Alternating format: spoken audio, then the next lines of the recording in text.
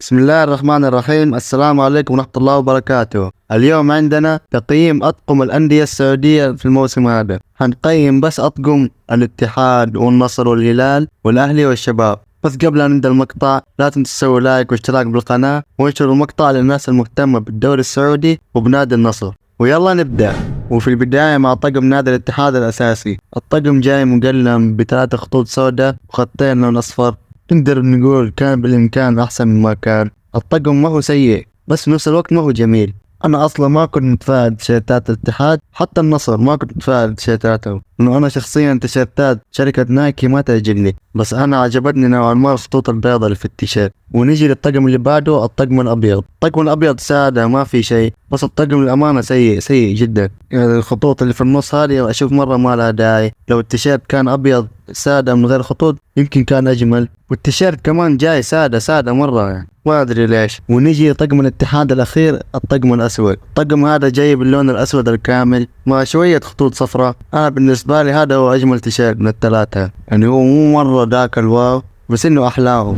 ونيجي دحين لطقم نادي النصر الأساسي. طقم خرافي يا جماعة، جاي باللون الأصفر كامل ومع 3 خطوط زرقاء طويلة. أخيرا غيروا في الطقم شوية. السعودية راحت تقريبا أطقم زي تقريبا بنفس الشكل، لكن طقم السنة هذه يفوز والله. درجة اللون الأزرق مرة مناسبة مع اللون الأصفر. ونجي للطقم الثاني، الطقم الكحلي. يا جماعة الطقم هذا فخم مرة. تركيبة اللون الكحلي مع الذهبي مرة أسطورية. طبعا الطقم جاي كامل باللون الكحلي، بس الشركة الراعية والشعار وكل شيء جاي باللون الذهبي. صراحة أطقم النصر مرة ما توقعتها تيجي بهذا الجمال، بالذات مع شركة نايكي، بس الحمد لله الأطقم جات حلوة. ونجي لأطقم النادي الأهلي، ونبدأ مع الطقم الأبيض، لأني صراحة ما أدري أي طقم هو الطقم الأساسي، بس خلينا نخش مع الأبيض. الطقم جاي باللون الأبيض مع خطوط باللون الأخضر على الأكتاف. الطقم صح إنه سادة بس إنه جميل، يعني ما هو جيد، جميل. عجبتني الخطوط الكحلية اللي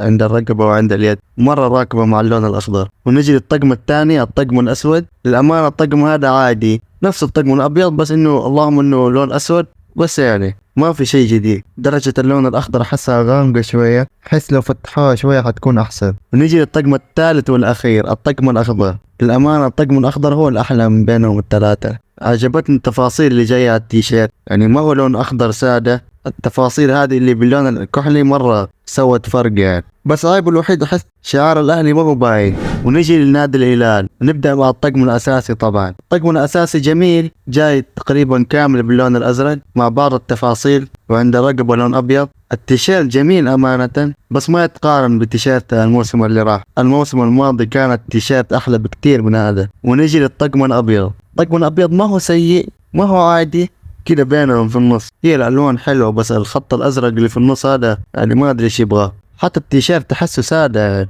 ما في تفاصيل. ونيجي لطقم الهلال الثالث. الطقم جاي باللون الأسود كامل مع خطوط باللون الكحلي جاية بشكل أفقي، وعند الرقبة لون أبيض.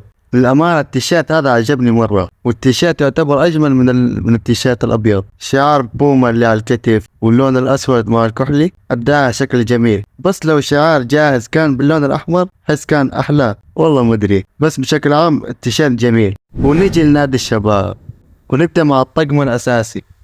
طقم الشباب عادي، مو هو جميل ولا هو سيء، بس مقارنة بتيشيرت الموسم الماضي، لا تيشيرت الموسم الماضي يفوز صراحة. يعني حتى التيشيرت الأسود كلهم تيشيرتات الموسم الماضي أحلى من التيشيرت الموسم هذا.